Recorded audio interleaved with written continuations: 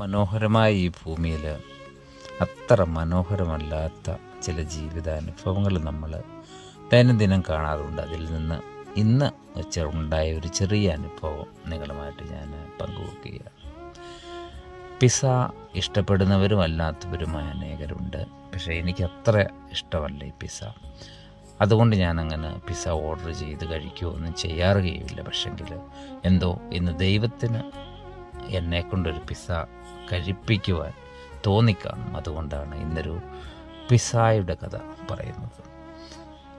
എൻ്റെ ജോലി സ്ഥലത്തേക്ക് ഒരു പിസ്സ ഡെലിവറി ബോയ് വരികയും അപ്പോൾ അവിടെ ഈ ഓർഡർ ചെയ്ത വ്യക്തിയെ കുറേ അന്വേഷിച്ചു. ഫോൺ വിളിക്കുന്നു, പക്ഷേ കിട്ടുന്നില്ല. അവൻ ഫോൺ എടുക്കുന്നില്ല.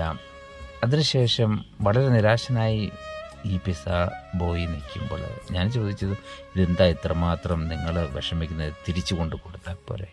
അപ്പോൾ അദ്ദേഹം പറഞ്ഞു, ഇത് ഓർഡറിന് ശേഷമേ പൈസ കിട്ടൂ. അങ്ങനെയുള്ള കേസിൽ ഈ പിസ്സ ഡെലിവറി ചെയ്യുന്ന വ്യക്തിയിൽ നിന്നാണ് ഈ പൈസ ഈടാക്കുന്നത്. ഏകദേശം 550 രൂപ. അദ്ദേഹത്തിനൊരു ഓർഡർ ഡെലിവറി ചെയ്യുമ്പോൾ 30 രൂപയാണ് കിട്ടുന്നത്. അപ്പോൾ സുഹൃത്തുക്കളെ, ഈ ഒരു വ്യക്തി, ഓർഡർ ചെയ്ത വ്യക്തി, അദ്ദേഹം ആരായിരുന്നാലും അദ്ദേഹം അവിടെ നിന്ന് നൈസായിട്ട് പോയി.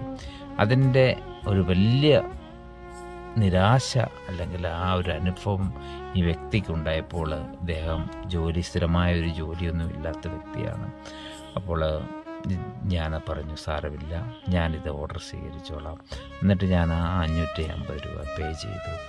വളരെ സന്തോഷത്തോടെ അദ്ദേഹം എന്നോട് നന്ദി പറഞ്ഞ് തിരിച്ചു പോയി. അപ്പോൾ ഞാനിത് ഈ ഒരു സംഭവം ഇവിടെ പറയുന്നത്, അറിഞ്ഞോ അറിയാതെയോ നമ്മൾ പലരും പല കാര്യങ്ങളും ഇങ്ങനെ ചെയ്യുമ്പോൾ അതിൽ ബുദ്ധിമുട്ട് അനുഭവിക്കുന്ന ഒത്തിരി ആൾക്കാരുണ്ട്. തീർച്ചയായിട്ടും ഇങ്ങനെയുള്ള സാഹചര്യങ്ങൾ നമ്മുടെ ജീവിതത്തിൽ നിന്ന് ഒഴിവാക്കാം. അതിനായിട്ട് ദൈവം നമ്മളെ സഹായിക്കട്ടെ. ആമേൻ.